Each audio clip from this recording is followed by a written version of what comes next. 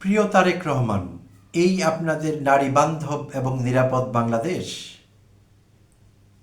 গত রোববার ব্যক্তিগত ফেসবুক পেজ থেকে একটি পোস্ট দিয়েছিলেন এই শিক্ষিকা, ঢাকা বিশ্ববিদ্যালয়ের শিক্ষিকা এবং সহকারী প্রক্টর শেহরিন আমিন ভূঁইয়া মোনামি।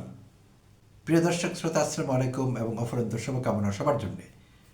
হ্যাঁ, রোববারে তার ফেসবুক পেজ থেকে এই পোস্টটি প্রকাশ করা হয়েছিল। তারেক রহমানকে সেখানে উদ্দেশ্য করে বলা হয়েছে, প্রিয় তারেক রহমান, এই আপনাদের নারী বান্ধব এবং নিরাপদ বাংলাদেশ। তো তারেক রহমানকে কেন তিনি এই প্রশ্ন করলেন? তারেক রহমান তো তখন পর্যন্ত বাংলাদেশের প্রধানমন্ত্রী হিসেবে দায়িত্বভার গ্রহণ করেননি। তো বলছি, কিছু পূর্বাপর ঘটনা বিশ্লেষণ দরকার আছে, তাহলে ডটগুলো মিলে যাবে। প্রিয় দর্শক শ্রোতা, সম্প্রতি, বেশি দিন আগের কথা না, একই শিক্ষিকা শেহরিন আমিন ভূঁইয়া মোনামি, তার ছবি বিকৃত করে ফেসবুকে তার সম্পর্কে অশালীন মন্তব্য করা হয়েছিল এবং সেই জন্য তিনি শাহবাগ থানায় সাইবার সুরক্ষা আইনে মামলাও করেছিলেন। আর এই শিক্ষিকাকে অনেকেই চিনি আমরা। তিনি ঢাকা বিশ্ববিদ্যালয়ে পড়ান, সোশ্যাল সায়েন্সেস কোনো একটি বিষয় তিনি পড়ান। তো আমি নিশ্চিত করে জানি না সেটি লোক প্রশাসন হতে পারে, সমাজবিজ্ঞান হতে পারে, অর্থাৎ সোশ্যাল সায়েন্সেস অন্তর্গত সেই সায়েন্স থেকে কোনো একটি সাবজেক্টে তিনি পড়ান। একই সঙ্গে তিনি সহকারী প্রক্টর। তো ডাকসু নির্বাচনের সময় তিনি বেশি পরিচিতি লাভ করেছিলেন আমার মনে হয়। তো বিশ্ববিদ্যালয় কেন্দ্রিক সবাই তাকে চেনেন ঢাকা বিশ্ববিদ্যালয়ে, বাট বাইরের লোকেরা যারা ঢাকা বিশ্ববিদ্যালয়ের সঙ্গে সম্পর্কিত না, তারা তাকে চেনা শুরু করেন ডাকসু নির্বাচনের সময় থেকে। আমাদের মনে আছে, তখন ছাত্র দলের কয়েকজন নেতার সঙ্গে এই শেহরিন আমিন ভূঁইয়া মোনামির কথা কাটাকাটি হয়েছিল। এক পর্যায়ে ছাত্র দলের দু একজন তার সঙ্গে ধাক্কাধাক্কিও করেন এবং বিষয়টি তখন সামাজিক যোগাযোগ মাধ্যম এবং গণমাধ্যমে এসেছিল এবং অনেকের বিরক্তি উৎপাদন করেছিল সেই বিষয়টি। একজন শিক্ষিকার গায়ে হাত দেয়া বা তাকে ধাক্কা দেয়া বা তাকে হুমকি দেয়া একটি ভয়ঙ্কর ব্যাপার, একেবারেই অগ্রহণযোগ্য বিষয়টি। তো আমার যতদূর মনে পড়ে, তখন ছাত্রদল নেতা ঢাকা বিশ্ববিদ্যালয়ের হামিমের সঙ্গে খুব তীব্র বাকবিতণ্ডা হয়েছিল মোনামি ম্যামের। তো শেষে হামিম যখন সমালোচিত হন প্রচণ্ড রকমের, তখন তিনি ক্ষমা চান, তার কাছে অ্যাপোলোজাইজ করেন যে যদি ভুল হয়ে থাকে একটি কন্ডিশনাল অ্যাপোলজি দেন তখন হামিম। তো সেই থেকে ছাত্র দলের সঙ্গে বিষয়টি যুক্ত বোঝা গেল এবং ছাত্রদল তার বিরুদ্ধে অভিযোগ এনেছিল যে তিনি জামায়াত শিবিরের লোক, জামায়াত শিবিরকে ফেভার করছেন, এমন অভিযোগ হামিম সহ অন্যরা তুলেছিলেন ডাকসু নির্বাচনের দিন। তো তিনি সে অভিযোগ অস্বীকার করেছিলেন এবং এইটির কোনো রেকর্ড ছিল না আসলে।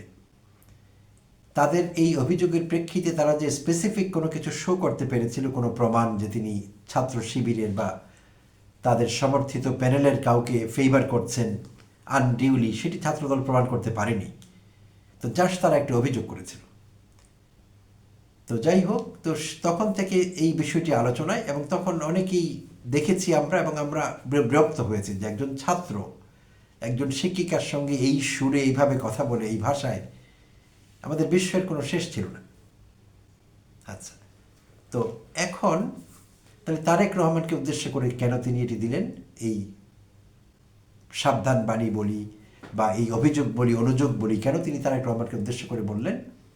সো গত রোববার যে ফেসবুক পেজ তিনি পোস্ট দিয়েছেন, সেখানে উল্লেখ করেছেন 13 ফেব্রুয়ারির পর তিনি অনেকগুলো আননোন নাম্বার থেকে মৃত্যু হুমকি পেয়েছেন। তো কিছু স্ক্রিনশটও তিনি দিয়ে দিয়েছেন তার পোস্টে। 13 ফেব্রুয়ারির পর মৃত্যু হুমকি দেওয়া হচ্ছে তাকে।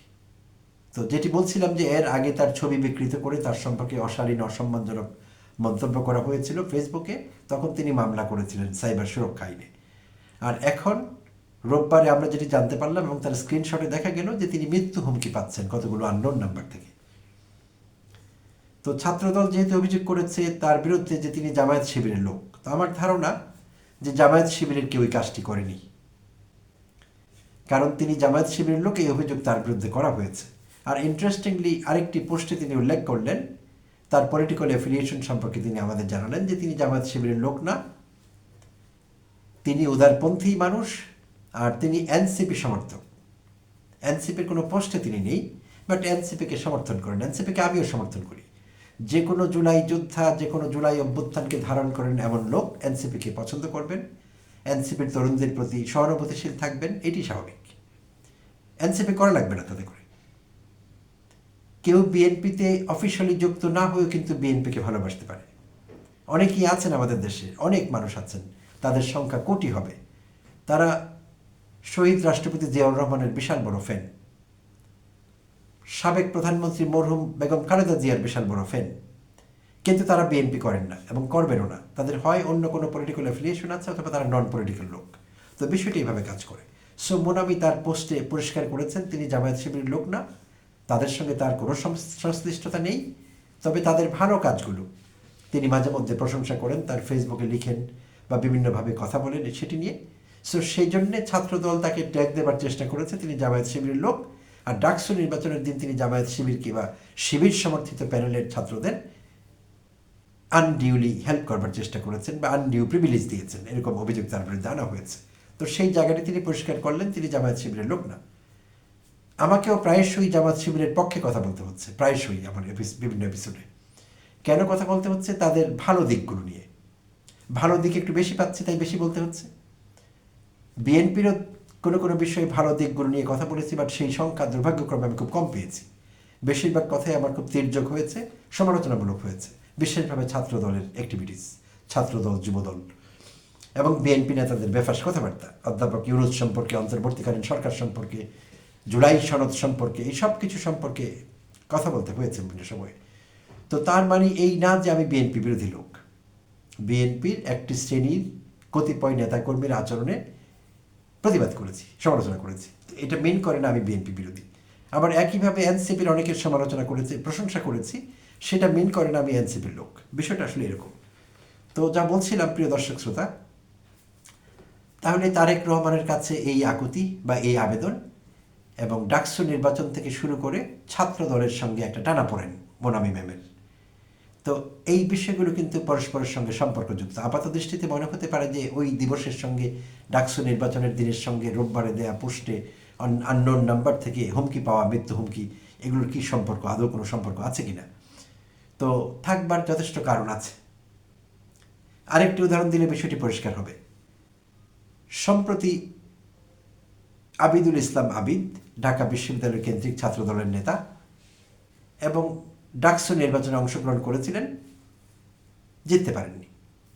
তো আবিদকে দেখা গেল ভিসি অধ্যাপক ডক্টর নিয়াজ আহমেদ খান সম্প্রতি তিনি ঘোষণা দিয়েছেন তিনি পদত্যাগ করবেন, তিনি আর ভিসি পদে থাকতে চাচ্ছেন না। তিনি খোলাখুলি বলেছেন নতুন সরকার আসছে ক্ষমতায়, তারা তাদের মতো করে বিশ্ববিদ্যালয়ের প্রশাসন সাজাবে বা তাদের যা ইচ্ছে করবে, আমি আর থাকবো না এই পদে। তিনি না থাকবার ইচ্ছে ব্যক্ত করেছেন, সেটা তিনি করতেই পারেন। এবং তিনি এটিও বলেছেন যে তিনি সঙ্গে সঙ্গে ছেড়ে দেবেন না, এই সরকার যদি চায় যাতে কোনো ভ্যাকুয়াম তৈরি না হয়, কোনো সমস্যা না হয়, প্রশাসনিক কাজগুলোতে জটিলতা তৈরি না হয়, কিছুদিন তিনি থাকবেন প্রয়োজনে, তারপরে তিনি আর থাকবেন না, তিনি আর ভিসি হিসাবে কন্টিনিউ করতে চাইছেন না, হতেই পারে সেটি। আচ্ছা, এক্সকিউজ মি। তো আবিদ তার এই ইচ্ছের বিপরীতে আবিদ ফেসবুক পোস্টে জানালেন, সৎ সাহস থাকলে থাইকা যান। তো প্রিয় দর্শক শ্রোতা, এটি গর্হিত বেয়াদবি, ধৃষ্টতা বলতেই হয়।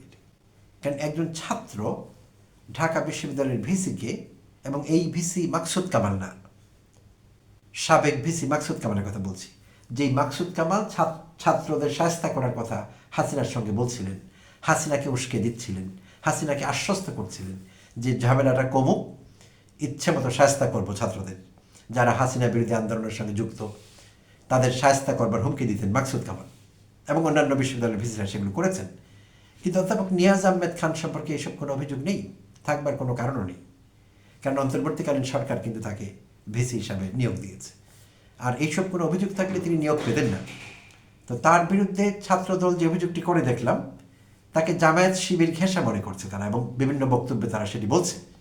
এবং তার বিরুদ্ধে অভিযোগ তুলেছে যে ডাকসু নির্বাচনে শিবির সমর্থিত প্যানেলের ভূমিধর জয়, এর পেছনে ভিসির মেকানিজম আছে, প্রশাসনের মেকানিজম আছে, মেকানিজম করে তাদেরকে জেতানো হয়েছে, ইলেকশন ইঞ্জিনিয়ারিং হয়েছে, ইত্যাদি ইত্যাদি অভিযোগ তারা করছে। যদিও তারা বাকি বিশ্ববিদ্যালয়গুলো সম্পর্কে কি বলবে আমি জানি না, সেখানে নিয়াজ আহমেদ খান কিন্তু নেই, সেখানে শাহরিন আমিন ভুইয়া মোনামিও নেই।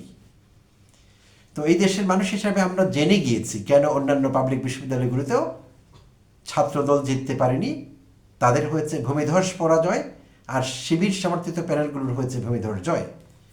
কারণ তারা সাধারণ শিক্ষার্থীদের মন জয় করেছিলেন নানাভাবে অনেক দিন থেকে, এবং তারা খোলাখুলি বলেছেন, এমনকি আধুনিকা মেয়েদের, তরুণীদের দেখেছি আমরা বিশ্ববিদ্যালয়ের ছাত্রীদের, যারা পর্দা করেন না, ঘোমটা দেন না, শিবির করবার প্রশ্নই ওঠে না। সো তারা বলেছেন তারা শিবির সমর্থিত প্যানেলকে ভোট দিচ্ছেন, ভোট দিয়েছেন। কারণ হিসেবে তারা জানিয়েছেন তাদেরকে তারা নিরাপদ মনে করেন, তারা চাঁদাবাজ না, তারা কাউকে হুমকি দেয় না, তারা কোঅপারেটিভ, এইসব গুণাবলীর কথা আমরা শুনেছি। তো আমরাও মনে করি হয়তো সেগুলোই কারণ হবে এই যে সব কয়টা পাবলিক বিশ্ববিদ্যালয়ে শিবির সমর্থিত প্যানেলগুলোর জিতে আসা, অন্য কোনো কারণ তো আমি দেখি না। তো সেগুলো ছাত্রদলের কাছে হয়তো ভালো লাগছে না। তো এখন ঢাকা বিশ্ববিদ্যালয়ে না হলে মেকানিজম হয়েছে, অন্যগুলোতে কী হয়েছে, কে করেছে জানি না, এসব প্রশ্নের কোনো উত্তর নেই, বেশিরভাগ অভিযোগ বায়বীয়। আর এখন সবচাইতে বড় কথা হলো, আবি ভিসি স্যারকে এমন কথা বলতে পারে কিনা, সৎ সাহস থাকলে থাইকা যান, এবং বলেছে যে ব্যালট কারচুপির দায়ে উনি ফেসে যাবেন, আপনি ফেসে যাবেন, তাই আপনি সেফ এক্সিট নিতে চাচ্ছেন। তো এগুলো কোনো ছাত্রের কথা না। আর ছাত্র শিক্ষক সম্পর্কের প্রচণ্ড অবনতি হয়েছে, বিশেষভাবে জুলাই অভ্যুত্থান পরবর্তী সময়ে, এটি আমরা দেখছি। আর এই অভ্যুত্থানের একটি সাইড ইফেক্ট আমি বলবো, কারণ অনেক শিক্ষক প্রশাসক বিভিন্ন জায়গায়, ভিসি থেকে শুরু করে কলেজের প্রিন্সিপাল, স্কুলের হেডমাস্টার, যাদের পলিটিক্যাল অ্যাফিলিয়েশন ছিল, বিভিন্ন সময় দেখেছি ছাত্রদের সঙ্গে তাদের টানাপোড়েন চলেছে। তো সেই অবস্থায় ছাত্র শিক্ষক সম্পর্কটির অবনতি ঘটেছে। বাট তারপরেও এখানে একটি ডিস্টেন্স থাকতে হবে, এখানে একটি বোঝাপড়া থাকতে হবে, এবং ছাত্রদের যারা বিশ্ববিদ্যালয়ে পড়েন তারা এইটুকু বুঝবার যোগ্যতা, বয়স, ম্যাচুরিটি তাদের আছে যে একজন শিক্ষকের সঙ্গে যা তা ব্যবহার করা যায় না।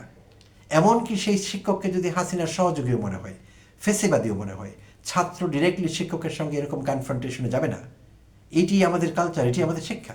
অভিযোগ থাকতে পারে, আমি বলছি না শিক্ষকরা কোনো তুলসী পাতা না, তারাও অপরাধ করেছেন অতীতে, এখনও করছেন। সুপ্রতিবাদ করা যাবে, তাদের বিরুদ্ধে শাস্তিমূলক ব্যবস্থার জন্য আইনের আশ্রয় নেওয়া যাবে, প্রশাসনের দ্বারস্থ হওয়া যাবে, সব কিছু করা যাবে। কিন্তু এরকম ডিরেক্ট কনফ্রন্টেশন পুরো দেশের মানুষকে জানিয়ে সাহস থাকলে থাক্কা যান, এগুলো কোনো ভালো কথা না, এগুলো ভালো বার্তা দেয় না কাউকে না, শিক্ষার্থীদের না, দেশের মানুষকে না, কাউকে না। আর প্রিয় তারেক রহমান, যিনি এখন আমাদের প্রধানমন্ত্রীও, আমিও তার দৃষ্টি আকর্ষণ করছি, শিক্ষিকা মোনামি যে অভিযোগ করেছেন এবং আপনার কাছে যে প্রতিকার চেয়েছেন, আপনি ব্যক্তিগতভাবে বিষয়টির প্রতিকার করবেন এবং তদন্তের আদেশ দিবেন। কারা তাকে মৃত্যুর হুমকি দিচ্ছে, এত বড় দুঃসাহস কাদের? আমরা নতুন কোনো হাসিনা এই দেশে জায়গা দেব না, হবে না জায়গা। ধন্যবাদ প্রিয় দর্শক, এতক্ষণ সঙ্গে থাকবার জন্য ধন্যবাদ জানবেন এবং কৃতজ্ঞতা।